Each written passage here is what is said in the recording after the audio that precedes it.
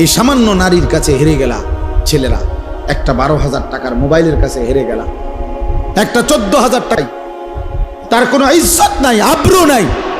নর্তকীর আবার ইজ্জত কি, সম্মান কি? তো বেহায়া, বেপর্দা, অসভ্য নারী, তাকে দেখে দেখে সুস্থ সবল একটা সুন্দর জীবন যে যুবক নষ্ট করে দেয়, তোর চাইতে বড় আহাম্মক আর কে হইতে পারে না? বেউকুফ, কি দেখে নষ্ট করলি নিজের? একটা বাজে, নোংরা, একটা দুশ্চরিত্রা নারীকে দেখে দেখে, যে নারী সারা পৃথিবীর জন্য নিজের ছবি ছেড়ে দিছে, এর কোনো লজ্জা শরম আছে কিছু? তাহলে এর চাইতে নিকৃষ্ট অসভ্য আর কেউ হইতে পারে?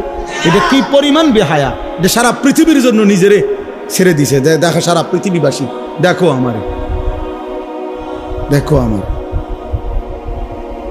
পৃথিবীতে কোনো যুগেই, কোনো কালেই অসভ্যতা, বেহায়াপনা, অশ্লীলতা কোনো কালেই কারো কাছে, কোনো ধর্মাবলম্বীদের কাছেই পছন্দনীয় না, পছন্দনীয় না। আফসোসের বিষয়। এই জন্য বাপ আমার, বন্ধু আমার, আমরা প্রত্যেকেই মনের চাহিদার বিরোধিতা করে আল্লাহর কোরআন এবং রসুলের সুন্নাহ মতো চললে আমাদের আখিরাত নিশ্চিত। ইসলাহি মাহফিলের মূল ফিকির এটা, মনের চাহিদার বিরুদ্ধাচরণ।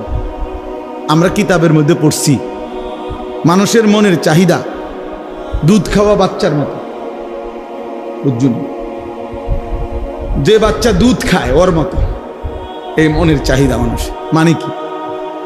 মানে হইল, উনি আছে সুন্দর ব্যাখ্যা, যেই বাচ্চা দুধ খায় এই বাচ্চার নিয়ম হইল 2 বছর পূর্ণ হইলে মারা বহুত জোর কইরা দুধ ছাড়ায়। বুঝেন নাই?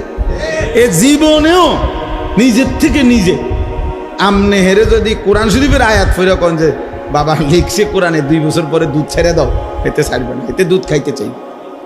মায়ের বুকের দুধ সে ছাড়তে চায় না, তারে জোর করে মহিলারা, প্রত্যেক মহিলারা, যে সমস্ত মায়েরা বাচ্চাকে দুধ খাওয়ায় 2 বছর পূর্ণ হলে মায়েরা অনেক কষ্ট কইরা থাপড়াইয়া মায়েরা ফিরাইয়া কান্দে, ঘন্টার পর ঘন্টা বাচ্চা কান্দে, কিন্তু এরপরও তারে দুধ ছাড়ায়। মানে এইটা মা যদি কষ্ট করে দুধ না ছাড়ায়, তাতে তারে যদি ছেড়ে দেয় এমনি এটার উপরে যে নিজে নিজে ছেড়ে দিব, তাইলে এতে দুধ খাওয়া ছাড়বে না, আরো বড় হইলেও ছাড়বে না, মায়ের বুকের দুধ ছাড়বে না। তো এইটারে বলে আর কি বুজুর্গরা, যে মানুষের মনের চাহিদাটাও এই দুধের বাচ্চার মতো। অর্থাৎ জোর করে যদি আপনি মনের চাহিদা না সরান, তা আপনি যদি ছাইড়া দেন, তো এই মনের চাহিদা আপনার জাহান্নামে নিয়া তারপরে থামবে, জাহান্নামে পৌঁছাইয়া সামনে নফস তোমার জাহান্নামে পৌঁছাই দিবে। দোস্ত, একজন নারী দেখে তুমি থেমে যাবে না, না, এবার দেখতেই থাকবা, দেখতেই থাকবা, দেখতে। এই জন্য নেশাখোর, মদখোর যারা, গোটা সাগর যদি মদ বানায়া দেয় হারামখোরের, এরপরও তৃপ্তি হয় না। দেখেন যারা মদখোর, নেশাখোর, গাঁজাখোর, ফুট্টাখোর, বাবাখোর, ডাইলখোর, হারামখোর, এগুলো লানত তার উপরে। আল্লাহ রসুল বলছে মুদমিনু খামরিন, যে নেশাখোর তার জন্য জান্নাত হারাম, হারাম, তার জন্য জান্নাত হারাম। নবীজি বলছে শবে বরাতের রাতে, যে রাতে আল্লাহ তাআলা কোটি কোটি বান্দাকে মাফ করে দেয়, সেই পবিত্র বরকতময় রাতেও এই নেশাখোরকে আল্লাহ মাফ করে দেয়, মাফ করে। এর জন্য যুবক, 1 ফোঁটা নেশার সাথে যদি কারো সম্পর্ক থাকে, রহম করো নিজের উপরে, ছেড়ে দাও। বলে 1-2 ফোঁটায় কিচ্ছু হবে না, না, খোদার কসম 1 ফোঁটাও হারাম। কুল্লু মা আসকারা ফাকালিলুহু ওয়া কাসীরুহু হারাম। নবীজি সাল্লাল্লাহু আলাইহি সাল্লামের হাদিস, যা নেশা তৈরি করে তা সামান্যও হারাম, বেশিও হারাম। পেশাবের 1 ফোঁটা খেয়ে দেখো, পায়খানার 1 ফোঁটা, এক সামান্য পায়খানা খেয়ে দাও, সামান্যই তো এটা।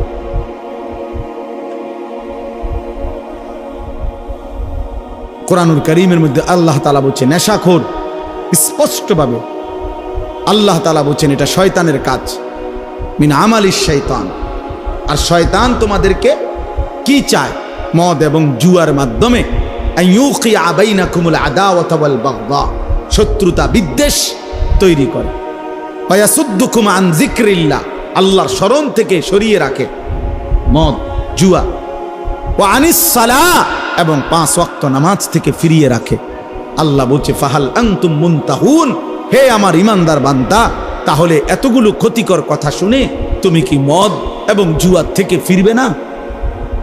তাফসীরের মধ্যে আছে বন্ধু, কোরআনের তাফসীরে আছে, এ আল্লাহ যখন এই আয়াত নাজিল করছে ফাহাল আনতুম মুনতাহুন, হে আমার ইমানদার বান্দারা, মদ এবং জুয়ার থেকে তোমরা তাহলে ফিরবা না? তো সাহাবায়ে কেরাম সবাই তখন নবীজির সামনে যারা উপস্থিত শুনছে নবীজির জবানে এই আয়াত সাথে সাথে সাহাবীরা বলছে, 2 হাত তুলে আল্লাহকে সাক্ষী রেখে বলছে, ইয়া রাব্বি কাদ ইনতাহাইনা, হে আল্লাহ আমরা ছেড়ে দিলাম। এজন্য এখনো তোমরা সবাই বলো যে আল্লাহ আমরা ছেড়ে দিলাম। বলে হাত উঠান, বলেন আমরা আল্লাহ ছেড়ে দিলাম। আল্লাহ তৌফিক দান করে। অর্থ হইল আমরা সবাই নেশা করি, আমি এটা বলি নাই, বুঝানোর উদ্দেশ্য হলো যে আল্লাহর নাফরমানির থেকে আমরা বিরত থাকবো। একক ব্যক্তিকে তো দাঁড়া করানো লজ্জার বিষয়, এজন্য সবাই মিলে হাত তুলব। নির্দিষ্ট একজনকে চিহ্নিত করা, এটা তো তার জন্য আত্মমর্যাদার বিষয়।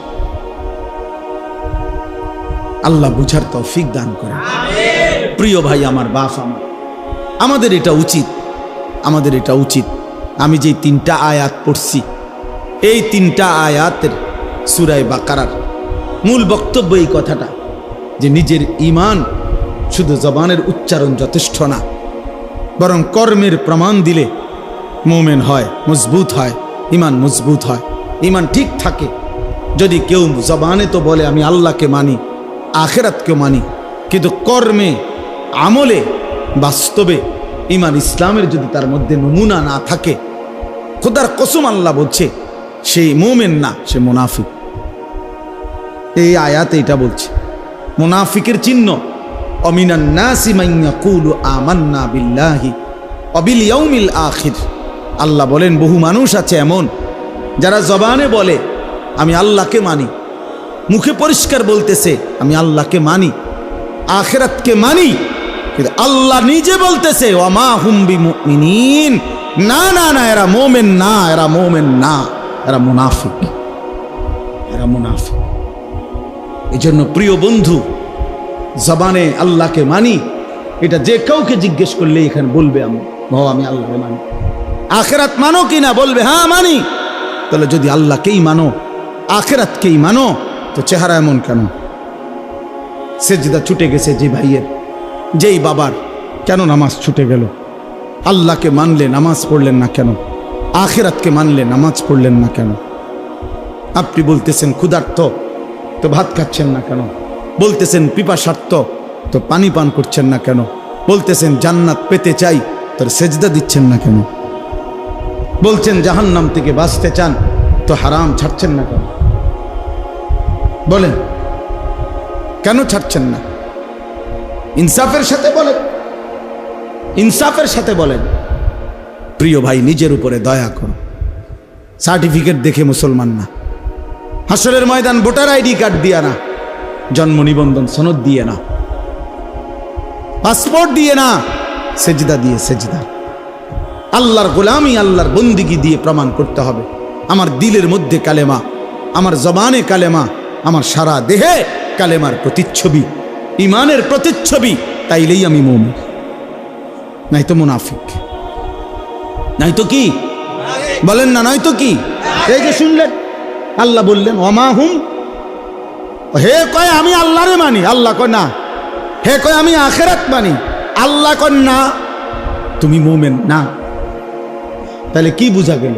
একজন মানুষ মুখে বলার পরেও আল্লাহ বলতেছে সে মুমিন না, তাহলে বোঝা গেল শুধু মুখের উচ্চারণ যথেষ্ট নয়। এটা বাদ না, মুখে উচ্চারণ করতে হবে না এটা না, মানে মুখের উচ্চারণই শুধু কি নয়, যথেষ্ট নয়, কর্মের প্রমাণ দিতে হবে, কর্মের প্রমাণ দিতে হবে। আমলের ঘাটতি মুনাফিকের চিহ্ন, আমলের অলসতা মুনাফিকের চিহ্ন, মুনাফিকের চিহ্ন। কোরআনুল কারীম থেকে আমি শুনাই বাবা। কোরআন আল্লাহ স্পষ্ট বলছে, সূরা তাওবার মধ্যে আছে মুনাফিক কেমন, কারা, আল্লাহ পরিষ্কার বলছে, ওয়ালা ইয়াতুনাস সালাতা ইল্লা ওয়াহুম কুসালা। আল্লাহ বলে মুনাফিক তারা যারা নামাজে আসে না, আর যদি আসেও অলস ভাবে। প্রথমত নামাজেই আসে না, দ্বিতীয়ত যাও কুদ্দুরা আসে তাও জান চলে না, অলস। কুসালা মানে অলস। এই যে অলসতার কথা একটু আগে কইছি, অলসতা ইমানের কাজে, আমলের কাজে খোদার কসম সরাসরি মুনাফিকের চিহ্ন। ওয়ালা ইউনফিকুনা ইল্লা ওয়াহুম কারিহুন। আর দ্বিতীয়ত আল্লাহ বলে মুনাফিকের চিহ্ন যারা আল্লাহর রাস্তায় খরচ করে না, যদিও করে তো প্রচন্ড অনিচ্ছা সত্ত্বে। যদি কখনো দেয়, আচ্ছা যা বেশি যন্ত্রণা করস, জানে টাকা 100 নেই বেড়া, টেহা গেলে গেছে, টেহা বেলে গেলে গেছে, দিছে টে 100, আবার কখন যা টেহা পয়সার মায়া করে লাভ নেই, যা নেই বেড়া। এতবার কইলে কেমনে না দেয়, মানুষ বলে না যে এতবার কইলে কেমনে না দেয় বেড়া, বারবার ঘুরিয়ে আইয়ে যা দিলাম দিলাম। এটা কি দান হলো? লান তানালুল বিররা হাত্তা তুনফিকু মিম্মা তুহিব্বুন। এক সাহাবী শুধু কেবল মসজিদে নববীতে খেজুর দান করছে গরিব সাহাবীদের জন্য। খেজুরের যে ছড়া, এই খেজুরের কলার ছড়ার ছড়ির মতো খেজুরের ছড়ি, এইটার মধ্যে কিছু খেজুর আছিল একটু ফসা, এই আর কিচ্ছু না। এই কদ্দুর অপরাধ আল্লাহ তাআলা কোরআন আয়াত নাজিল করছে, সবচেয়ে প্রিয়টা দান না করলে সেই দানের বিনিময়ে আল্লাহ কখনোই কোনো নেকি দিবে না। কি পরিমাণ সাহাবায়ে কেরামের সংশোধন খোদ আল্লাহ করছে। এক সুতা 19-20 হয়েছে, তা জিবরাইল যেন সাইয়ার হয়েছে। ব্যাপারটা বুঝো না, এরকম বহু আয়াত, এটা ভয়ের ব্যাপার। হযরত আবু বকর সিদ্দিক, ওমরে ফারুক নবীজির সামনে একবার জীবনে আওয়াজ একটু ভারী করে লাইছে, উঁচা একটা কথার তর্ক করতে গিয়ে জোরে কথা কইয়া ফেলছে। আল্লাহ তাআলা আস্তা সূরা নাজিল করে বলছে, সাবধান। কিতা ঘটনা, কিতা কার সামনে কথা বড় করলা, এই কার সামনে কথা বড় করলা? সরাসরি আবু বকর ওমরের মতো সাহাবীকে বলছে, শোনো, বেখেয়ালিতে এমন ভুল করো না যে ভুলের কারণে হতে পারে সারা জিন্দেগীর আমল একসাথে শেষ হয়ে যাবে। আন তাহবাতা আমালুকুম ওয়া আনতুম লা তাশউরুন, অথচ টেরও পাবেন না। সেই পর শেষ পর্যন্ত হযরত আবু বকর সিদ্দিক রাদিয়াল্লাহু তাআলা কিছুদিন এত আস্তে কথা বলতেন যে নবীজি আবার ডাককে আনতে হইতো, আবার কও কিতা কইছো বুঝি না। আর ওমর অজরে কাঁদতেছিলেন, ওমর শুধু কাঁদতেই ছিলেন, কথাই বলা বন্ধ করে দিছেন। আল্লাহ নবী জিজ্ঞাসা করলেন, ওমর কথা বলো না কেন? বলতেছি, ইয়া রাসূলুল্লাহ, আমার আওয়াজ কোনোভাবেই ছোট করতে আমি পারি না, আমার আওয়াজটাই বড় হয়ে যায়। আল্লাহ তো আমার জিন্দিগির আমল বরবাদ করে দিবে কইছে, আপনার সামনে যদি কথার আওয়াজ বেড়ে যায়। কি পরিমাণ ফিকির করছে দোস্ত। সাহাবায়ে কেরাম এমনিতে হইছে, আখিরাত এত মামুলি মনে করে ফেলছেন আপনারা। আখিরাত মামুলি। আমি অনেক সময় বলি, বাপ এই সুরে সুরে তারে তারে তালে তালে শুনছেন নবী সুপারিশ করবে, আর আপনারা নিশ্চিন্ত হয়ে গেছেন নবী তো সুপারিশ করবে। আমিও তো কই নবী সুপারিশ করবে, 1000 বার করবে, 1,00,000 বার করবে, 1 কোটি বার করবে, এটা সত্য, 100 সত্য। কিন্তু নবীজি সাল্লাল্লাহু আলাইহি ওয়াসাল্লাম তিনি এটা বলছেন কিনা যে উম্মত, মৃত্যু পর্যন্ত তুমি গুনার উপরে, নাফরমানির উপরে, অসভ্যতার উপরে, হারামের উপরে তুমি মজবুত করে টিকে থাকো, আমি সুপারিশ করে তোমারে জান্নাত দেব। এই তো নবী বলছে না? একজন মানুষ বলেন, কারো বিবেকে বলে এটা? আপনি কি ভাবছেন? সুপারিশ মানে কি? মামুর বাড়ি। সুপারিশ মানে মামুর বাড়ি। আপনি বিড়ি খাইতে খাইতে কবরে যাইবেন, আর নবীজি আপনারে বেহেশত দিয়া ফেরেশতারে কবে, যা চাচারে বুট মুড়ি দাও। না না, তামসায় তো মনে করছে বেহেশতটা। সুপারিশটার কোনো নিয়ম কানুন নেই। হাউজে কাউসারের পানি কিতা? পানির বোতল, 15 টাকা পানির বোতল। হ্যাঁ, হাউজে কাউসারের পানি মামুলি মনে করছেন, যেটার কোনো নিয়ম কানুন নাই। আপনি গেলেই দিয়ে দিব বালতি দিয়ে আপনারে। আফসোসের ব্যাপার। ধোঁকা খাবেন না, ধোঁকা খাবেন না, ধোঁকা খাবেন না। শতভাগ সুন্নত করে, শতভাগ আমল করে, শতভাগ আল্লাহর কসম বাবা, আপনি আমার দলভুক্ত হওয়ার দরকার নাই। আমি কোনো দল নিয়ে আসি নাই, আমি কোনো পার্টি নিয়ে আসি নাই, আমি কোনো দরবার নিয়ে আসি নাই, আমি আপনারে মুরিদ বানাইতে আসি নাই, আমি আপনারে আখিরাতের কথা বলতে আসছি মিয়া। অতএব কোনোভাবে সাবধান মুসলমান, সাবধান।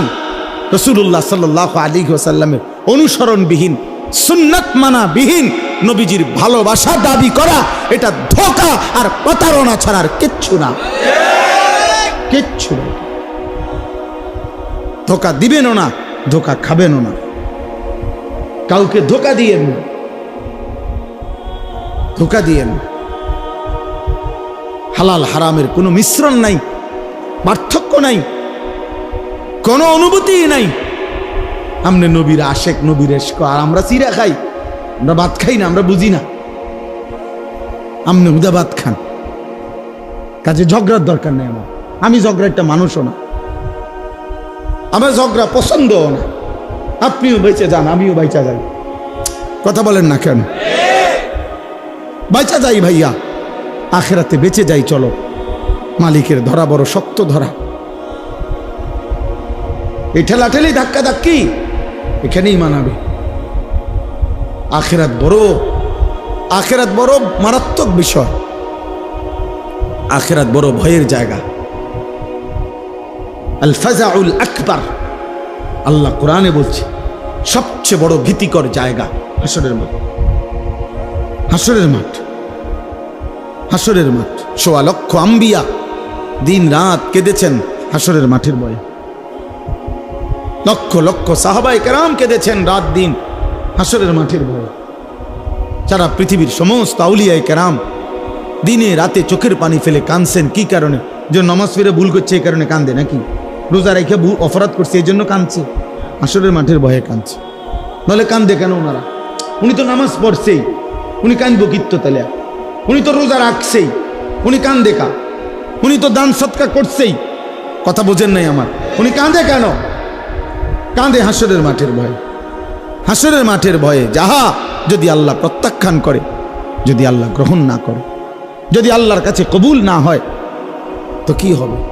যদি নবীর দরবার থেকে ফেরেশতা বলে তাড়িয়ে দেয়, আর নবীজি যদি বলে সোহকান সোহকান, দূর হ উম্মত, কি হবে আমার? কে দিবে আমাকে আশ্রয়? কে করবে আমার জন্য সুপারিশ? কোরআন শরীফে আছে, আল্লাহ বলছেন শতভাগ দিন মানে যারা আল্লাহর রাস্তায় খরচ করে, যারা, খোদার কসম কোরআন শরীফে আছে তাদের বৈশিষ্ট্য হলো অকুলুবহুম ওয়াজিলাতুন, প্রতিটা সেজদা দিতে গিয়ে, প্রতিটা দান সদকা করতে গিয়ে, প্রতিটা আল্লাহর বন্দিগি করতে গিয়ে তাদের দিল একই অবস্থায়, ইবাদতরত অবস্থায়ও তাদের অন্তর আল্লাহর ভয়ে কাঁপতে থাকে, আল্লাহর ভয়ে কাঁপতে থাকে। আমরা খাম খেয়ালি করে, খাম খেয়ালি বিড়ি খাইতে খাইতে কয় বেটা নবীর আসে। পাগলামি করেন মিয়া, কেন পাগলামি করবেন মিয়া? কথায় কথায় গালি দেন মিয়া, আবার কোন নবীজিরা আসে মিয়া। কার সাথে খামখেয়ালি করেন মিয়া? আখেরাত কি খামখেয়ালির দেখা মিয়া? দেখে মস্কারি করেন, ঠাট্টা মস্কারি। আমনের বিচার আমি নি করবো, আমার বিচার আপনি নি করবেন। কথা বলেন না কেন?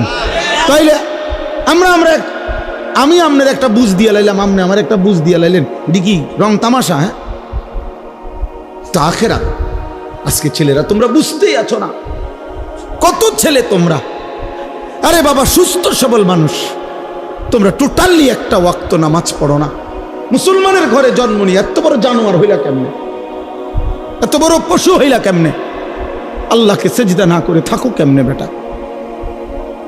কেমনে নবীর উম্মত পরিচয় দিবা? হাসরের ময়দানে দাঁড়াইবা কেমনে দোস্ত?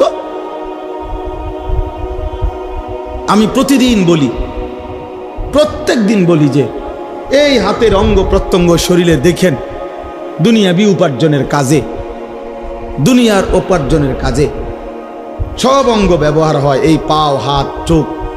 কিন্তু খেয়াল করে দেখেন দুনিয়ার কোনো আয় রোজগারের কাজে এই কপাল ব্যবহার হয় না। এই কপাল যেটা, এটা দিয়ে কিতা করে? পয়সা কামানোর কোনো কাম আছে এটা দিয়ে? উপার্জনের কোনো কাজে কপাল ব্যবহার হয়নি, ব্যবহার হয় না। হাত পাও ব্যবহার হয়, দিল দিমাগ বুদ্ধি বিবেচনা বের হয়, ব্যবহার হয়। কিন্তু কপাল দুনিয়াবি কোনো কাজে ব্যবহার হয় না যুবক। খুদার কসম, তাহলে আল্লাহ কপাল কেন দিলেন? আল্লাহর কসম, রব্বে কাবার কসম, কপাল আল্লাহ শুধু বানাইছেনই সেজদার জন্য। এই জন্য সেজদা কাকে বলে ইমাম? ওয়াদউল জাবহাতে আলাল আরদ। সেজদার আরবি সংজ্ঞা কি? সেজদার সংজ্ঞাই এটা, যে জমিনের মধ্যে কপাল রাখা। বুঝেন নাই কথাটা? তাহলে কপাল আল্লাহ বানাইছেন কি জন্য? বলো যুবক, বলো কেন বানাইছেন? তাহলে অতএব যেই কপাল সেজদা দেয় না, তোর সেই কপালের উপরে আমি থুতু মারলাম, থুতু মারলাম, থুতু মারলাম তোর কপালে। থু, তোর কপালে থু, থুতু মারি তোর কপালে। তোর এই কপালে লানত, লানত তোর কপালে, লানত তোর কপালে। কেন সেজদা দিবি না? নাফরমান, তুই মুসলমানের বাচ্চা না? তুই এক মার দুধ খাস নাই? কেন সেজদা দিবি না? নাফরমান, নামাজ পড়বি না কেন? সমস্যা কোথায়? তোরে কামড়াইছে কি? কোন শয়তানে কামড়াইছে তোরে? নামাজ পড়বি না কেন? কোন শয়তানে কামড়াইছে? সারা পৃথিবীর উলঙ্গ নারী নর্তকী দেখে কি কাম হয়েছে? কি তার শরীরের কোনো 2 পয়সার ফায়দা হয়েছে? যৌন ক্ষমতাটা নষ্ট হয়েছে, শরীরের সক্ষমতাটা নষ্ট হইয়া এরপরে বয়স হইলে হ্যাঁ বে বে করে কান্দি। আমরা জানি তো, আমরা তো জানি। আপনাদের না মানুষে কয় না, আমরা দ্বারা তো কয়। হ্যাঁ হুজুর দোয়া করে একটা কথা কানে কানে কইতাম, হুজুর নাই নাই, হুজুর হারবালো কামে ধরে না, কত হারবাল ওষুধ খাইলাম হুজুর, আর হারবালো আর ধরে না। আমি ইচ্ছা করে বলছি আমার ছেলেদের ফেরানো দরকার, এই জন্য বললাম। আখিরাত তো বরবাদ হবেই হবে, দুনিয়াও বরবাদ হবে। হালাল পবিত্র স্ত্রী যখন মিলবে আল্লাহর পক্ষ থেকে, সেদিন আর যৌবনের সক্ষমতা উধাও হয়ে যাবে চরিত্রের এই অধপতনের কারণে। এই অব্যাহত নারী দেখে দেখে, ছবি দেখে দেখে, নোংরা দৃশ্য দেখে দেখে, উলঙ্গ নাচ দেখে দেখে যুবক নিজের শরীরের সক্ষমতাটাও নষ্ট করছে, দুনিয়াও শেষ করলা, আখিরাতও বরবাদ করলা। এই যে বে বে দ্বারা আর কিছু যুক্ত না, বে বে। এই যে দেন না, এই জন্য হারবাল কোম্পানি পোস্টার লাগায় 30টা এক লগে, জেন দিয়ে লাগায় 30টা লাগায়, মনোজন মহামারী লাগছে। হ্যাঁ মনোজন একটা করোনা লাগছে এটার ভিতরে। তাহলে এতটি লাগায় একসাথে 30টা করে লাগায়, আজকে সিরিয়াল এলে কালকে আবার লাগায়। বা জানে অসল পোলা পাইন আছে লাগবে খা। হ্যাঁ হ্যাঁ হ্যাঁ হ্যাঁ, লজ্জা থাকা উচিত, হায়া থাকা উচিত। বেটা আল্লাহকে সেজদা করো, হালাল একজন পবিত্র স্ত্রীর অপেক্ষা করো। যে চাহিদা আল্লাহ দিছেন সেই চাহিদা পূরণের শতভাগ ব্যবস্থা আল্লাহ রাখছেন। যিনি ক্ষুধা দিছেন তিনি খাবারের ব্যবস্থা করছেন, যিনি তৃষ্ণা দিয়েছেন তিনি পানির ব্যবস্থা করেছেন। অতএব যৌবনের চাহিদা যিনি দিয়েছেন আল্লাহর কসম তিনি হালাল পবিত্র স্ত্রী তিনি ব্যবস্থা রেখেছেন। আজকে আফসোসের বিষয়, বাংলাদেশের জমিনে, যেই জমিনের মধ্যে ফ্যাসিস্ট নাই, জালেম পলাইছে, জালেমের অনুসারীরাও যারা পলাইছে, এরপরেও এই স্বাধীন সার্বভৌম বাংলাদেশে 24 পরবর্তী বাংলাদেশে, 5ই আগস্ট পরবর্তী বাংলাদেশে আফসোসের বিষয় কতগুলো মাতাল, কতগুলো মুরতাদকে নারী শিক্ষা, নারী সংস্কার কমিশন হিসাবে দায়িত্ব দিছিল নারীর অধিকার ঠিক করে দেওয়ার জন্য। তাদেরকে তারা কমিশন রিপোর্ট দিছে গত কয়েকদিন আগে। নারীর অধিকার, যে নারী যারা বেশ্যা, নারী যারা পতিতা, তাদেরকে এই সমাজে রাষ্ট্রীয়ভাবে শ্রমিক হিসাবে স্বীকৃতি দিতে হবে, এই প্রস্তাব দিছে, প্রস্তাব পেশ করছে। এটা প্রস্তাব, যৌনকর্মীকে শ্রমিক হিসাবে, ওয়ার্কার হিসাবে স্বীকৃতি দিতে। আশ্চর্য, এটা বাংলাদেশে আশ্চর্য। এই সময় কেমনে সম্ভব হইল? এই মুরতাদ, এই মহিলাগুলো এগুলো কিভাবে পারলো, এই কলমে উঠলো কিভাবে কথা? পৃথিবীর কোনো মানুষ, একেবারে পৃথিবীতে কোনো মানুষ, যেখানে কোনো বিধর্মী, কোনো কাফেরের সমাজেও এমন অভদ্র কথা হইতে পারে না। পৃথিবীতে বেশ্যাবৃত্তি, পতিতাবৃত্তি পৃথিবীর কোনো সমাজে এটাকে সমাজের অংশ কেন বলা হবে? এদেরকে সমাজের, ওরা বলতেছে এটা সমাজের অংশ, এরা সমাজের অংশ। এদের অধিকার কি দরকার? তো এদের অধিকার ইসলাম বলছে এদেরকে গুনাহ থেকে ফিরায় আনা। আল্লাহ রাসূল সাল্লাল্লাহু আলাইহি সাল্লামের হাদিসে আছে, নবীজি একবার হাদিসে বলছে, আশ্চর্য একটা বাক্য নবীজি একদিন বলছে, সাহাবীরা অবাক হয়ে গেছে। নবীজি বলছে, উনসুর আখাকা জালিমান আও মাজলুমান। এই হাদিসটা যখন নবীজি বলছে সাহাবীরা অবাক হয়ে গেছে। মানে অর্থ হইল, নবীজি বলছে তোমার ভাইকে, ইমানদার ভাইকে তুমি সাহায্য করো, যদি সে জালেম হয় তবুও, যদি সে মজলুম হয় তবুও। বুঝেন নাই? তো সাহাবীরা অবাক হয়ে প্রশ্ন করলো, ইয়া রাসূলুল্লাহ, মজলুম তারে সাহায্য করা এটা তো যুক্তি আছে, কিন্তু যে জালেম তারে সাহায্য করব কেন? কথা বোঝেন নাই? হেরে সাহায্য করা মানে কি? আল্লাহর কসম, নবীজি বলছেন জালেমকে সাহায্য করা, এ কথার অর্থ হলো তাকে জুলুম থেকে ফিরাইবার চেষ্টা করা, এটাই তাকে সাহায্য করে। তাহলে কোনো অসৎ চরিত্রের নারীকে তার এই গুনাহ থেকে ফিরাইবার চেষ্টা করা, এইটা না তার সবচেয়ে বড় কি অনুগ্রহ? তাকে বুঝি তার এই যৌন পেশার উপরে তারে স্বীকৃতি দিয়া ওয়ার্কার, শ্রমিক হিসাবে তার ভাতা বেতন সব বুঝি ঠিকঠাক করিয়া তারে এই কাজে উৎসাহিত করা, এটারই তার উপরে দয়া। এই মুরতাদরা এটা লিখছে সরাসরি কোরআনের বিরুদ্ধে। আল্লাহ তাআলা যেখানে বলছে ওয়ালা তাকরাবুজ জিনা, জিনা ব্যভিচারের কাছেও যেও না, ওরা বলতেছে ওদেরকে স্বীকৃতি দিতে হবে। এটা বাংলাদেশে কিভাবে সম্ভব? এরপরে আপনার নারী পুরুষের সম্পত্তি, ইসলামী শরীয়তে যেই উত্তরাধিকার আইন ওয়ারাসাত, এই নারী পুরুষের সম্পত্তির ক্ষেত্রে এদের প্রস্তাব হলো যে ধর্ম নারী পুরুষের এই সম্পত্তির মধ্যে যেই বন্টন করেছে, এটা নারী পুরুষের চূড়ান্ত বৈষম্য। মানে মহিলা 1 ভাগ, পুরুষ 2 ভাগ, ভাই 2 ভাগ, এটা বৈষম্য। এই বৈষম্য দূর করা, অবশ্যই দূর করা উচিত, নাহলে নারীর অধিকার প্রতিষ্ঠিত হবে না। সরাসরি আল্লাহর কোরআনের বিরোধিতা। আল্লাহ যেখানে পরিষ্কার বলছেন লিযযাকারি মিসলু হাযিল উনসায়াইন, এটা কোরআনের আয়াত মিয়া। এই পৃথিবীতে 1450 বছরে কোনো বেঈমান যারা প্রকাশ্যে নিজেকে কাফের বলে, তারা আজ পর্যন্ত কোরআনের বিরুদ্ধে, কোরআনের কোনো শব্দের সিদ্ধান্তের বিরুদ্ধে অযৌক্তিক বলার সাহস করে নাই। অথচ নিজেকে মুখে মুসলমান বলে। এত বড় মুনাফিক, এত বড় মুরতাদ। কতগুলো নারী, এগুলো নারী কিনা পুরুষ কিনা এটা নিয়েও সন্দেহ আছে। এই সমস্ত এরা আপনার পরিষ্কার নারী অধিকারের নামে নতুন করে এই কমিশন জমা দিছে সংস্কার। আমরা ঘৃণা ভরে এই কমিশনের এই সংস্কার প্রস্তাবনা প্রত্যাখ্যান করছি। আপনারা ভুলবেন না, যুবক ভুল না, এরা বনে নাই, এরা ভুলে গেছে মাত্র 8 মাসে, এরা গত 8 মাসের আগের রক্ত ভুলে গেছে।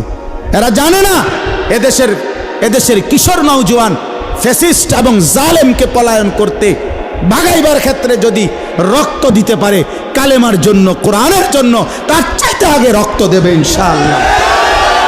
কোনো সন্দেহ নাই, ইনশাআল্লাহ কোনো সন্দেহ নাই, কোনো সন্দেহ নাই।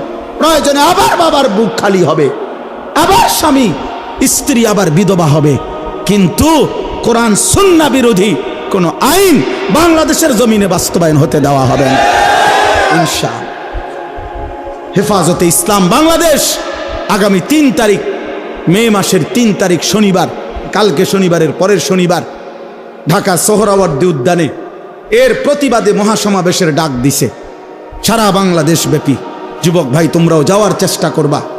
ইমাম সাহেব আপনিও মেহনত করবেন। এই নওজোয়ান, এই কিশোর ভাই, এটা কোনো কথা হইল ভাইয়া? এটা কোনো ইনসাফের কথা হইল? কমপক্ষে 10টা ধারা, 10টাও সুপারিশ এরকম যেটা সরাসরি আল্লাহর কোরআনের বিরোধী। ছেলে মেয়ে যদি ধর্মীয় বন্ধন, মানে ধর্মীয় নিয়ম কানুন ছাড়া যদি একত্রে থাকতে চায়, রাষ্ট্র সমাজ তাদেরকে বাধাগ্রস্ত করতে পারবে না। প্রস্তাব মানে এই বাড়ির হেরা স্বামী স্ত্রী এই ফ্ল্যাটের, বুঝেন না, এই ফ্ল্যাটের এই 2 ফোলা মাইয়া কি তোমরা এমনি থাকি, তোমরা এমনি থাকো কেন? এই কথা কইলে মামলা হবে। ওই যে আইন, এটাই আইন চাচ্ছে। বোঝেন নাই কথাটা? এই আইন চাচ্ছে। কি আশ্চর্য! এই সমাজ টিকবে তাহলে? এই সমাজ টিকবে বলেন? আমাদের পরিবার প্রথা টিকবে তাইলে? আমাদের সমাজের মধ্যে মানুষ থাকবে তখন? আর এমনিতেই আমাদের গুনাহের কি হালাত দেখে। এমনি আমাদের ছেলেরা শুধু মোবাইল দেখে ছেলেরা এক ওয়াক্ত সেজদা দেয় না। মোবাইল দেখে ছেলেদের হালাতের কি অবস্থা। আর যদি নারী পুরুষের অবাধ মেলামেশা শুরু হয়, কি হবে সমাজে? কি হবে সমাজে? এজন্য আলহামদুলিল্লাহ সারা বাংলাদেশ থেকে ওলামায়ে কেরাম প্রতিবাদ করছে, এবং ওলামায়ে কেরামের এই জমিনে বাংলাদেশে ইনশাআল্লাহ এমন ঘৃণ্য কোরআন সুন্নাহ বিরোধী নারী সংস্কার কমিশনের এই প্রস্তাবনা পাশ হতে দেওয়া হবে না ইনশাআল্লাহ। আবার লড়াই হবে ইনশাআল্লাহ, আবার যুদ্ধ হবে ইনশাআল্লাহ, ইনশাআল্লাহ, ইনশাআল্লাহ। আল্লাহ তাআলা আমাদেরকে বুঝার তৌফিক দান করেন। আমার প্রিয় ভাই, আমার কথা শেষ। আমি অনুরোধ করছি, কিশোর নওজোয়ান বাবা ভাই, পর্দার আড়ালের মা বোন, নিজের ঈমান প্রমাণ করেন কর্মের মাধ্যমে, আমলের মাধ্যমে। ওই যে বললাম, এটাই বললাম, আল্লাহ তাআলা বলছেন যে মুনাফিক সে অলসভাবে নামাজ পড়ে, যে মুনাফিক সে অনিচ্ছা সত্ত্বে দান করে। তাইলে আল্লাহর ইবাদতের মধ্যে ঘাটতি করা, কমতি করা, আমলের মধ্যে, এটা মুনাফিকের চিহ্ন। কিসের চিহ্ন এটা?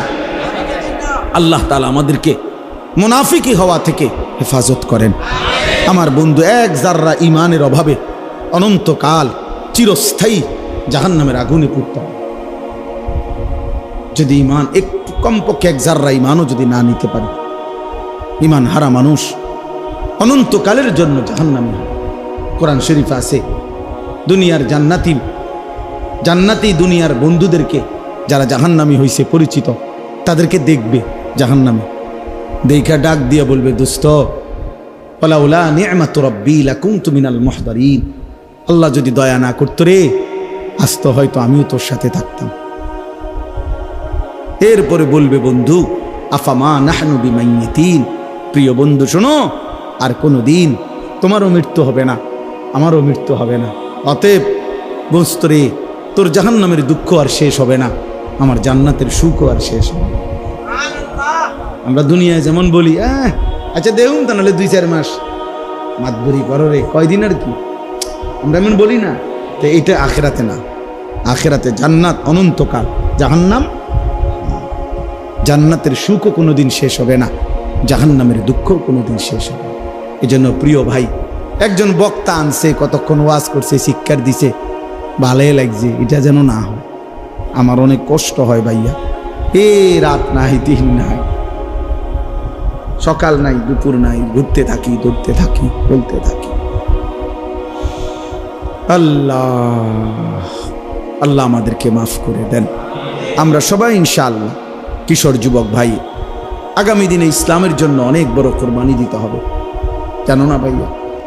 এই ফিলিস্তিন ইসরায়েলের এই যুদ্ধ, গাজার মুসলমানের এই রক্ত, 9 বছরের এক বাচ্চা, তোমার পত্রিকায় ছবি দিছে, 9 বছরের একটা ছেলে ফিলিস্তিনি, সে পৃথিবীবাসীর কাছে জানতে চাইছে, তার 2টা হাত উড়ে গেছে বোমার আঘাতে। সে জানতে চাইছে, পৃথিবীবাসী বলো, আমার বয়স মাত্র 9 বছর, 9 বছরে আমি আমার 2 হাত হারাইলাম, আমার আগামী জিন্দেগি আমি বাঁচবো কেমনে, চলবো কেমনে? এইভাবে আহাজারি করতেছে মজলুম। প্রিয় ভাই, তোমার ছোট ভাই যদি এটা বলে যে ভাই আমার 2টা হাত উড়ে গেছে, আমি এখন চলবো কিভাবে, তখন তোমার দায়িত্ব হলো তুমি তোমার ছোট ভাইকে বলবা, ভাইয়া, ছোট ভাই সরো, আমার মোবাইল টিফার, আমি নারী দেখবো, ছবি দেখবো, আমি উলঙ্গ নাচই দেখবো, আমি আল্লাহকে কোনো সেজদা দেব না। এটাই তো ইনসাফ, ঠিক না?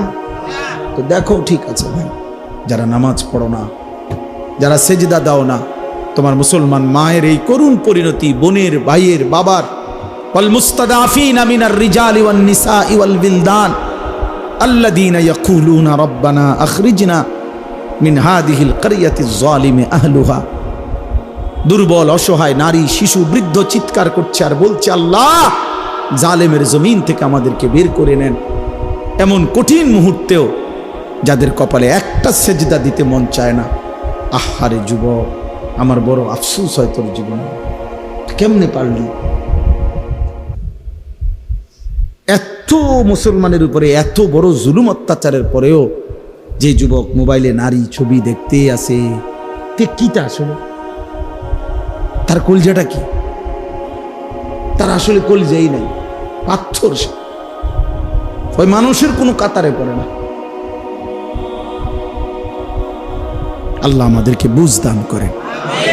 অতএব আমাদের প্রতিবেশী জম্মু কাশ্মীরের মধ্যে একজন হিন্দু মারা গেছে সন্ত্রাসীদের আঘাতে, সেইটার সুষ্ঠু তদন্ত করবে, সেইটা বাদ দিয়া ভারত পাকিস্তানের সাথে সরাসরি যুদ্ধের ঘোষণা দিয়ে দিছে।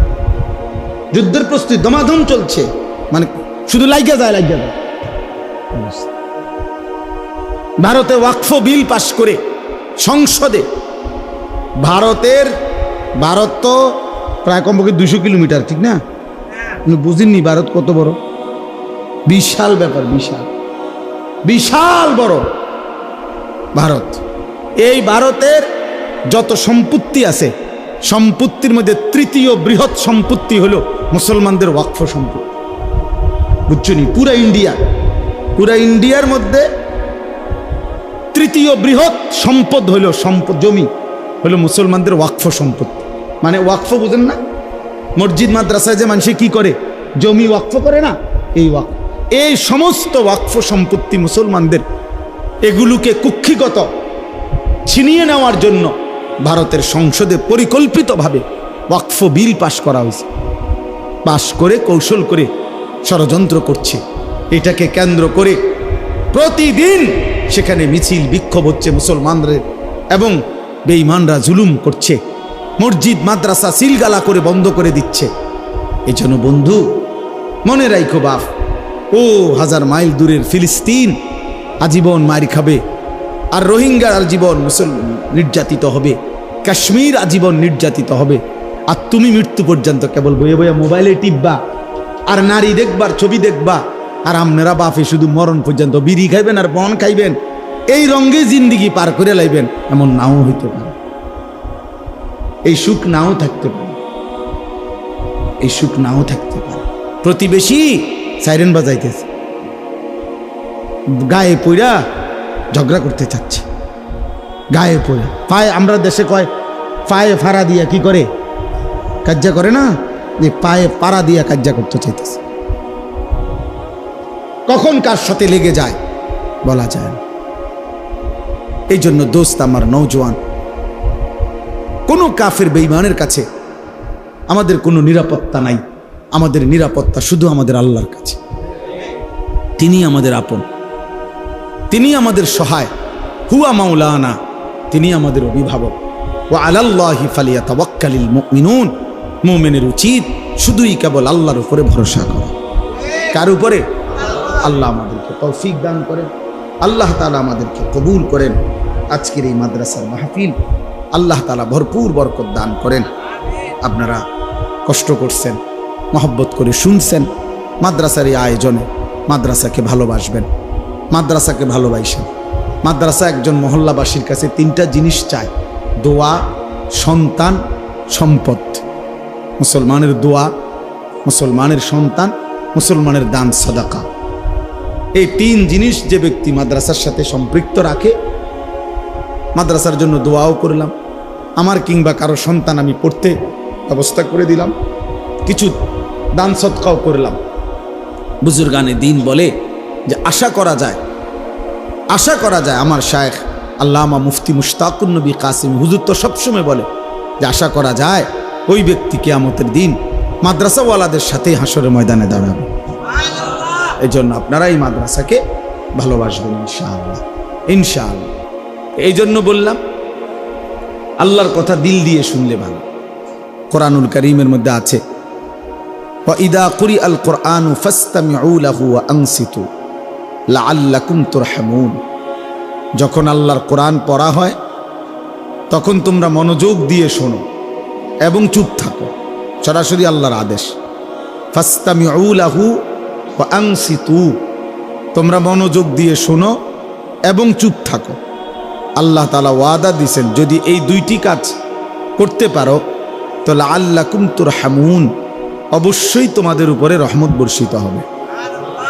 আর তাফসিরের মধ্যে আছে রহমত বর্ষিত হবে মানে হলো যে আল্লাহর কথা মনোযোগ দিয়ে শোনে, চুপ থেকে শোনে, এই রহমত তার উপরে বর্ষিত হয়, মানে আল্লাহ তাকে ওই কোরআন অনুপাতে আমল করার তৌফিক দান করে। এটাই লাআল্লাকুম তুরহামুনের অর্থ। তাহলে এই যে দেখবেন অনেক মানুষ আল্লাহর দ্বীনের কথার উপরে তার আমলের তৌফিক হয় না কেন? চাচা জান আজগা সামনের কাতারে নামাজ পড়ে, 30 বছর 40 বছর সামনের কাতারে বসে নামাজ পড়ে, প্রত্যেক শুক্রবারে জুমার নামাজের বয়ান শোনে, কিন্তু যেই কিসিমের সুরত চলাফেরা এরকমই। তাহলে এমন কেন? এই সুদ খাইতেছে, মিথ্যা বলতেছে, বিড়ি সিগারেট খাইতেছে, গালিগালাজ করতেছে, টেলিভিশন নাচ গান দেখতেছে, নাটক সিনেমা দেখতেছে, অথচ মসজিদে উনি সামনে বসে নামাজ পড়ে। তো উনি এরকম সদরবদর কেন? এমন কেন? মূল কথা হলো কলিজার মধ্যে এটাই, দিলের মধ্যে যদি পরীক্ষা করা হয় তো এটাই পাওয়া যাবে যে তার দিলে আল্লাহর কথার প্রতি কোনো আগ্রহ, কোনো আন্তরিকতা, মানবার কোনো মানসিকতাই মূলত নাই, কোনো মানসিকতাই নেই। এ বসে হয়তো জুরায় মাথা নিচের দিকে নিয়ে রাখে, কাইতিয়া থায়ে ঠ্যাং হাত, মানে এক ধরনের জান চলে না, বা অবহেলা, অলসতা, খামখেয়ালি আল্লাহর কথার প্রতি। এই মানুষগুলোর কি হয় না? জীবনেও পরিবর্তন হয় না। অলসতা অত্যন্ত ভয়ঙ্কর একটি ব্যাধি।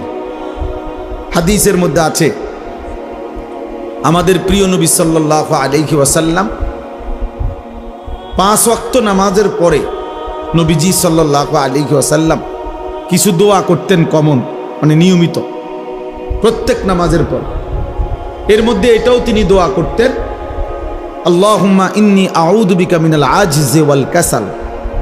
আল্লাহ, আমি আপনার নিকট দুর্বলতা, অক্ষমতা এবং অলসতা থেকে পানাহ চাই। এটা নবীজি দোয়া করতেন, নবীজি এটা দোয়া করতেন, অর্থাৎ অলসতা থেকে মুক্তি চাই, নেক কাজে গরিমসি করা, অলসতা করা, এটা থেকে আল্লাহ নবী সাল্লাল্লাহু আলাইহি ওয়াসাল্লাম পানাহ চাইতেন। কোরআন শরীফে আছে ফাইজা ফারাগতা ফানসাব।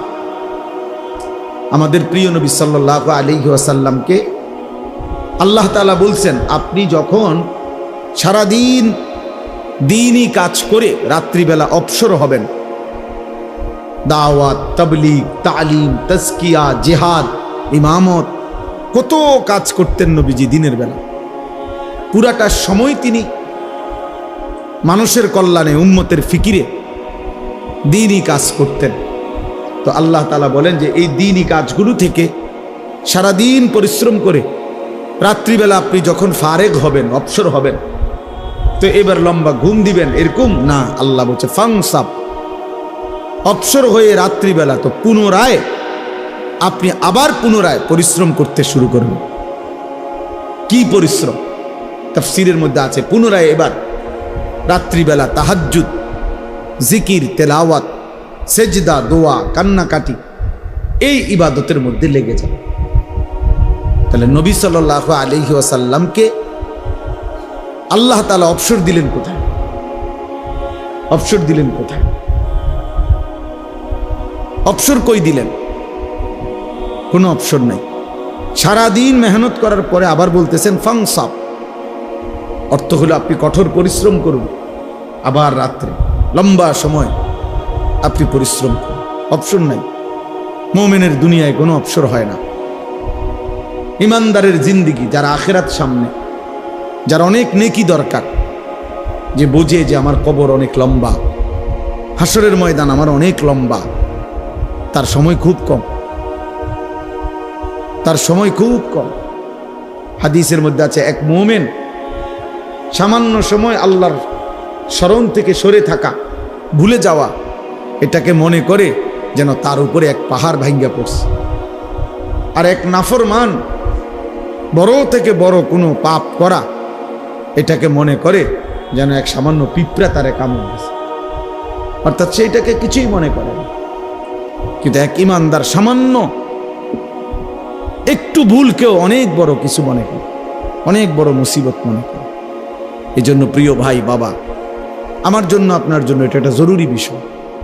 ইবাদতে অলসতা, মন চায় না, ভাল লাগে না, আচ্ছা যান না, আইতে আছে, আচ্ছা করবো আর কি, আচ্ছা সময় আছে তো, এরকম শুরু করছেন। এই এক ধরনের অবহেলা, অলসতা, এটা অনেক বড় লানত, অনেক বড় অভিশাপ। কর্মের উদ্দীপনা না থাকা, মেহনতের একটা জজবা না থাকা, হৃদয়ের মধ্যে কোনো আখিরাতের প্রেরণা না থাকা, এটা লানত। লানত এটা অভিশাপ, এটা অভিশাপ যে আল্লাহ তাআলা দিল মুর্দা বানায় দিছে। ওই দিলের মধ্যে আর আখিরাতের কোনো প্রেরণা জাগে না, ইবাদতের কোনো প্রেরণা জাগে না। কোরআন শরীফে আছে হযরত মুসা আলাইহিস সালাম এবং ওনার ভাই হারুন আলাইহিস সালাম, ওনারা দুইজনই নবী ছিলেন এবং দুইজনকে আল্লাহ তাআলা একসাথে নবী বানাইছেন। এই দুইজনকেই আল্লাহ বলছেন ফেরাউনের কাছে আমার দ্বীনের দাওয়াত, কালেমার দাওয়াত নিয়ে যাও।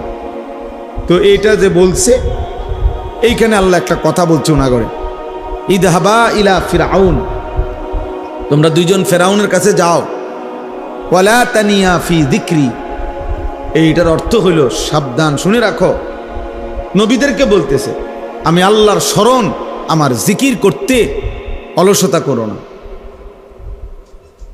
অলসতা করবা না আমার স্মরণে, আমার ইবাদত। অর্থাৎ একবার বলছি, দুইবার বলছি, 10 বার বলছি, 50 বার বলছি, শুনে না, হ্যাঁ আর হইতো না, আরে বাদ দাও তার কথা, অসিব্য, এটা হইতো না। না, আল্লাহ বলছে সাবধান, এইটা বলা যাবে না, কোনো রকমের অলসতা করা যাবে না, অলসতা করা যাবে না, বরং বলতেই থাকো, বলতেই থাকো, বলতেই থাকো, আল্লাহর বান্দাকে বলতেই থাকো, বলতেই থাকো। এই জন্য দোস্ত, অলসতা, অবহেলা অনেক বড় অভিশাপ। কোরআনুল কারীমে আছে আল্লাহ তাআলা আমাদের নবী সাল্লাল্লাহু আলাইহি ওয়াসাল্লামকে বলছেন, নবীজিকে বলছেন সরাসরি, ওয়ালা তাকুম মিনাল গাফিলিন, প্রিয় বন্ধু আমার, আপনি গাফেলদের অন্তর্ভুক্ত হবেন না। এইমাত্র মাওলানা বলতেছিল এই আয়াত যে আল্লাহ তাআলা বলছে 3 শ্রেণীর মানুষকে অনুসরণ করবেন না। আমি এই উজু করতে করতে কদ্দুর শুনছি, আমার এটা তবিয়ত, আলহামদুলিল্লাহ, চেষ্টা করি যে তোমার লোক কথাও কইছি, হে কি কইছে এটাও শুনছি, সেইটা বলছে এখন, ওয়ালা তুতি মান আগফালনা কলবাহু আন যিকরিনা ওয়াত্তাবা হাওয়াহু ওয়া কানা আমরুহু ফুরুতা। সূরা কাহফের আয়াত। আল্লাহ তাআলা বলেন, হে নবী, 3টি বদ অভ্যাস যার, আপনি তার অনুসরণ করবেন না, তার সাথে চলবেন না, তার সঙ্গী হবেন না, এই ফালতু লোক। 1 নাম্বার হলো যার অন্তর আমি আল্লাহর স্মরণ থেকে গাফেল। 3 ঘন্টা তার লগে চললেন, 8 ঘন্টা তার লগে একসাথে উঠা বসা করলেন, নাফরমানের মুখ দিয়ে একটা বার আল্লাহর নাম আসলো না, এটা ফালতু লোক, একদম ফালতু বেটা। লাখ লাখ যুবক তোদেরকে শেষ করে দিছে বেটা, ওই অসভ্য বন্ধু নামের শয়তান। 10 ঘন্টা যেই নাফরমানের সাথে চলার পরেও ওই হাইওয়ানের মুখ দিয়ে একটা বার আল্লাহর নাম বলে। এরই মাঝে জোহরের আজান চলে গেছে, আসরের আজান চলে গেছে, মাগরিবের আজান হয়ে গেছে, এশার আজান হয়ে গেছে। বেঈমান একটাবার বলেও না, কিরে তুইও মুসলমান আমিও মুসলমান, নামাজ পড়তি না? এত বড় অসভ্যের সাথে চলতে নাই, এত বড় অসভ্যের সাথে চলতে নাই। যার অন্তর আল্লাহর স্মরণ থেকে গাফেল, যার কলিজায় আল্লাহর স্মরণ আছে, তার জবান দিয়া এমনিতেই আল্লাহর নাম দেয়। আমাদের খতিব সাহেব বর্তমান জাতীয় মসজিদ বাইতুল মুকাররমের যিনি খতিব, সারা পৃথিবী বিখ্যাত আলেম।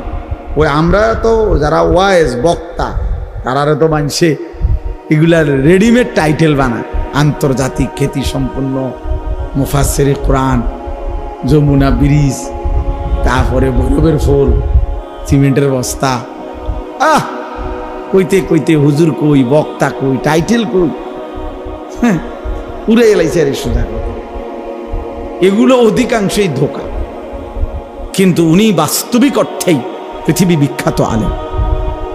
আমার বাংলাদেশ ওনাকে যে পরিমাণ চিনে, বিশ্বাস করেন গোটা আরব তার চাইতে 100 গুণ বেশি ওনাকে চিনে।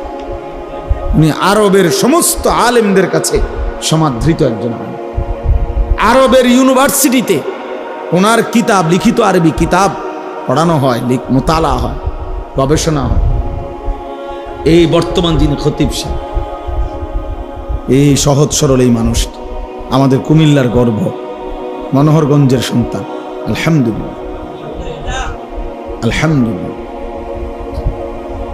এমন সোনার মানুষ, এমন আলোকিত মানুষ। তো এরকম বরকতময় একজন ব্যক্তিত্ব তিনি হযরত মাওলানা আব্দুল মালিক সাহেব। অনেকবার নিজের জীবনে এই কথাটা, যে আমি যে কথার প্রসঙ্গে বলতেছিলাম, হুজুরকে আমি অনেক দেখছি, বয়ান শুনছি। এই মনে করেন বসে আমি কুমিল্লা খিদমা হসপিটালে হুজুরকে দেখছি, ওয়াজ ছাড়াও এমনি, মানে ওনার আব্বা অসুস্থ ছিলেন, উনিও বড় আলেম ছিলেন। তো ওনার আব্বা দেখতে আসছে, হসপিটালে বসা আব্বার শুশ্রূষা, আমরাও বসছি।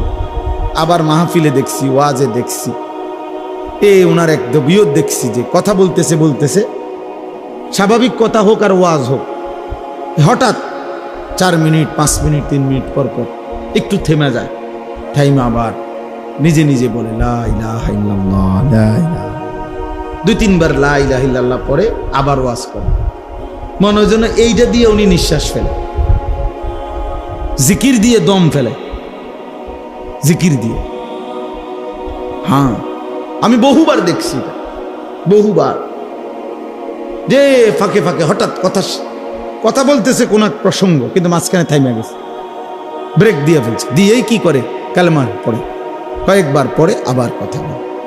আবার হসপিটালেও দেখছি, ওই সময় তো ওয়াজ করেন না, মানে ওনার আব্বারে দেখতে আসছে, এইখানেও এই তবিয়ত। তাহলে 24 ঘন্টা যার জিন্দিগি আল্লাহ তাআলার জিকির মোহাব্বত তার কলিজার মধ্যে, আল্লাহ তাআলা বলছেন তার সাথে চলবে। ওয়াত্তাবা হাওয়াহু, যে তার মনের চাহিদার অনুসরণ করে, তার মনে যা চায় তাই করে, তাই চলে, আল্লাহ বলেন এমন নাফরমানের সাথে চলবেন না, এটা একদম ফালতু। ওয়া কানা আমরুহু ফুরুতা, আর যার প্রত্যেক কাজই সীমা লঙ্ঘন, যাই করে আল্লাহর নাফরমানি শুধু করে না, বরং সীমা লঙ্ঘন করে। চুরি, ডাকাতি, সিনা, ব্যভিচার, মদ, জুয়া, সুদ, ঘুষ, হারামের উপরে অহংকার করে, সীমা লঙ্ঘন করে, অতিরঞ্জিত করে। কোন রকমের লজ্জা শরমের বালাই নাই, লজ্জা শরমের বালাই নাই। আমার বাপ বহু গুনাহ, বহু পাপ তো আগে এক সময় ছিল, সব সময় ছিল, কিন্তু মানুষের মধ্যে কিছুটা লজ্জিত একটা ভাব ছিল। আজ ছেলেদের অসভ্যতা, মেয়েদের বেহায়াপনা, মনে হয় না এদের কোনো মা আছে, বাবা আছে, এদের কোনো সমাজ আছে। এরা মহল্লার কাউকে কোনো পরোয়া করে, কাউকে কোনো ন্যূনতম সম্মান করে, একটু হলেও সামান্য লজ্জিত বিব্রত হয় এমনও নাই। এমন লাখ লাখ ছেলে পেলের চলাফেরা দেখলে বুঝাই যায় তার কোনো মা নাই, বাপ নাই, পরিবার নাই, সমাজ নাই, তার কোনো আল্লাহ নাই, খোদা নাই, রাসূল নাই, কিচ্ছু নাই, কিচ্ছু নাই। এক জানোয়ারের জিন্দিগি লালন পালন করছে, নিজের মতো চুল, নিজের মতো চেহারা, নিজের মতো খায়, নিজের মতো ঘুমায়, যেখানে সেখানে পেশাব করতেছে। এটা কি রাস্তার কিনার, মানুষ দেখতেছে কি মনে করবে? নারী দেখতেছে, ছবি দেখতেছে, মোবাইল টিপতেছে, আড্ডা দিতেছে, রাস্তার পাশে কার মেয়ে নিয়ে গল্প করতেছে, হাসি ঠাট্টা ছবি উঠাইতেছে। এদিক দিয়ে সিএনজি যায়, গাড়ি যায়, মাইক্রো যায়, মানুষ দেখে, কিন্তু বেহায়া জানোয়ারের এক বিন্দুও লজ্জিত কোনো অনুভূতিও নাই। মানুষের কাতার থেকে বের হয়ে গেছে, ইনসানের কাতার থেকে বের হয়ে গেছে, নিজেকে পশুত্বের চাইতেও নিম্ন স্তরে নিয়ে গেছে। এই জন্য দোস্ত, আমি যে কথা শুরু করছিলাম, আল্লাহর কথা মনোযোগ দিয়ে শুনতে হয়। বাবাদেরকেও বলি, জুমার নামাজের ইমাম সাহেব বয়ান করে, আপনি বইয়ে বইয়ে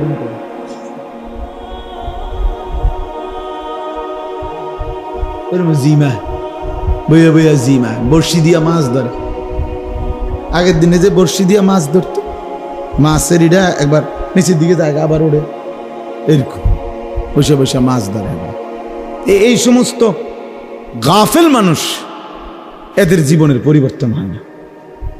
ওই যেমন আছে এমন, বয়স হয়ে গেছে 200 বছর, অনবিরি বইয়া বুড়া বাঁকা হইয়া গেছে, এরপরও বিড়ি, এরপরও কথা কইলে আগ করলে গালি ছাড়া কথা বাইর হয় না। হ্যাঁ, টেলিভিশন না দেখলে রাতের ঘুম হয় না, অথচ বয়স হয়ে গেছে। হায়া হবে কখন, লজ্জা হবে কখন? আল্লাহ নবী সাল্লাল্লাহু আলাইহি ওয়াসাল্লাম বলেন, 1.25 লক্ষ নবীদের, সমস্ত নবীদের আমলে আসমানি এই সিদ্ধান্ত আল্লাহ পাকের পক্ষ থেকে, সব নবীদের আমলে এই ওয়াহি ছিল। মানে এই কথাটা যেটা আমি কইতেছি, নবীজি সাল্লাল্লাহু আলাইহি ওয়াসাল্লাম বলছেন, আল্লাহ তাআলা সমস্ত নবীদের আমলে এই কথাটার ওয়াহি ছিল। এটা এই সিদ্ধান্ত ছিল যে ইজা লাম তাস্তাহি ফাসনা মা শি'তা। এই কথাইটা সকল আসমানি ওয়াহিতে, সব যুগের কথা এটা, যে যার হায়া নাই সে যা ইচ্ছা তাই করে, যার লজ্জা নেই, যার লজ্জা নেই। নিজে যেহেতু লুঙ্গি দিয়া মুখ ডাক্কা লাইছে, এবার নিজে নিজে আমি কাউরে দেখি না। আরে তুই তো দেখোস না, কিন্তু মানুষ তো তোর নিচটা দেখে না, হেতে আমি কাউরে দেখি না। আরে তোমারে তুই দেখোস না, এটা তো আমিও বুঝছি, কিন্তু মানুষে যে দেখে, মানুষে দেখলে কি, আমি তো দেখি না। কেউ নিজে কি ডাইকা লাইছে, বুঝেন নাই কথাটা? লুঙ্গি আলগি দিয়া মুখ ডাইকা লাইছে। এবার নিচটা মানুষ দেখলে কি, মানুষে দেখলে মানুষে, আমি তো দেখি না। আল্লাহ আমাদেরকে বুঝ দান করে। প্রিয় ভাই, একজন হলে একজনই বুঝতে শেখো ভাইয়া। আত্মসম্মান, আত্মমর্যাদা বোধ অনেক বড় নিয়ামত। আত্ম উপলব্ধি এই ইসলাহি মাহফিলের মূল মাকসাদ। নিজের বিবেককে জাগানো, ইসলাহে নফস। ইসলাহি মাহফিল মানে ইসলাহে নফস, নফসের ইসলাহ, আমার মনের চাহিদার সংশোধন, আমার মনের চাহিদার, নফসের চাহিদা, মনের চাহিদা, যা মন চায় তাই করা। এটা মুসলমান বলে না, বাস এর মানুষও বলে না, খোদার কসম এর মানুষ বলে না। কোরআনুল কারীম বলছে যে মনের ইচ্ছা মতো চলে সে জানোয়ার, আনআম, চতুষ্পদ জন্তু, অথবা তার চাইতে নিকৃষ্ট। বালহুম আদাল্লু সাবিলা, মনের ইচ্ছা মতো চলেছে। কোরআন তাকে মানুষ বলে নাই, মুসলমান তো দূরে থাক। মনের ইচ্ছা মতো চলার কোনো সুযোগ নেই। ইসলাহি মাহফিল মানে ইসলাহে নফস, নফসের সংশোধন। এই অশান্ত মন, নফস, মনের চাহিদা সারাক্ষণ গুনাহ করতে প্ররোচিত করে, সেখান থেকে তার ধৈর্য আনতে হবে, ফাঁড়া দিয়া ঘাড়ের মধ্যে মনের চাহিদার, তারপরে নেক কাজ করতে হবে। নফস, মানুষের মনের চাহিদা প্রথম কি চায়? প্রত্যেক মানুষের, একেবারে একজন লোক মনে করেন 400 বছর কাবা ঘরের সামনে দাঁড়াইয়া ইবাদত করছে, মনে করেন 401 বছরের সময়ও তার মনের চাহিদা তারে গাফলতি, খামখেয়ালি, অবহেলার দিকেই প্ররোচিত হয়। নফস সোজা হয় না, বড় হারামি, বড় শক্ত হারামি। তারে বহুত চাপ দিয়া মনের চাহিদাকে, মনের চাহিদার ঘাড়ে পাও দিয়া এরপরে নেক কাজ করতে হয়। তিতা ওষুধ জোর করেই খাইতে হয়, মন না চাইলেও খাইতে হয়। প্রত্যেক ট্যাবলেটেই দেখছেন কামড় দিলে, দাঁতে যদি কোনো কারণে কামড় পড়ে, দেখবেন ভাঙ্গা গেলে তিতা, এটা উপরের লেভেলটা শুধু একটু কি অন্যরকম, আরে কিন্তু নাই তো ভিতরটা কি তিতাই, ঔষধ তিতাই হয়। এই জন্য মনের চাহিদা বড় খতরনাক। মনের চাহিদা মতো চলা যাবে না বাপ। আমরা মুসলমান, মনের চাহিদা প্রথমেই মানুষকে, ইন্নান নাফসা লাআম্মারাতুম বিসসু। কোরআনে আল্লাহ বলছে প্রত্যেক মানুষের নফস, মনের চাহিদা তাকে প্রচন্ডভাবে প্রেসার দেয়, আদেশ করে গুনাহের প্রতি, বিসসু, গুনার প্রতি। ফাআলহামাহা ফুজুরাহা ওয়া তাকওয়াহা। আল্লাহ কোরআনে বলছে নফস প্রথম কি বলে, প্রথম ফুজুর গুনাহের কথা বলে, ইলহাম করে, ইলহাম অন্তরে ঢালে মনের চাহিদা, প্রথম গুনাহ করতে। এজন্য 1 ঘন্টা নারী দেখা এটা খুব সহজ, কিন্তু 1 মিনিট চোখ নিচের দিকে নামাইলে ভিতরে আটলান্টিক মহাসাগরের ঝড় ওঠে, কলিজাটা ছিঁড়া যায়, বহুত কষ্ট হয়, বহুত কষ্ট হয়। 1 মিনিট চোখ নিচের দিকে নামায় রাখা, নারীর দিকে না দেখে থাকা বহুতই কষ্ট হয়, কিন্তু 1 ঘন্টা তাকায়া থাকলেও কোনো অসুবিধা হয় না, কারণ গুনাহ যে, কথা বুঝেন নাই, এতে কোনো সমস্যা হয় না। গুনাহ যে, নফস তো এটাই চায়, কিন্তু চোখটা না আইলাইলেই তো নফসের ব্যতিক্রম, তো নফস তখন ভিতরে তোলপাড় শুরু করে, সাগরের ঢেউর মতো তোলপাড় শুরু করে। এজন্য ভাইয়া, যে বুঝলেন আর কি, যে ভাবলেন এমনি এমনি দুনিয়া শেষ হবে, এই সিটার বাটফার লই, এই আবার ভালো নেককার লই, এই দুনিয়া শেষ হবে। সব একসাথে বাটফার হবে না, সব একসাথে ইমানদারও হবে না, বুঝেন নাই? এর নাম দুনিয়া, ভালো মন্দ এর নাম দুনিয়া। সব ভালো জান্নাত, সব মন্দ জাহান্নাম। আর ভালো মন্দ এর নাম কি? দুনিয়া। দুনিয়া এই নিয়েই চলবে, এর মাঝখান দিয়ে আমাদের বাঁচতে হবে, এর মাঝখান দিয়ে বাঁচতে হবে।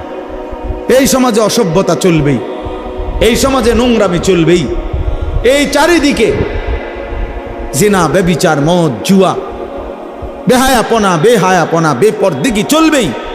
এর মাঝখান দিয়েই আমারে বাঁচতে হবে।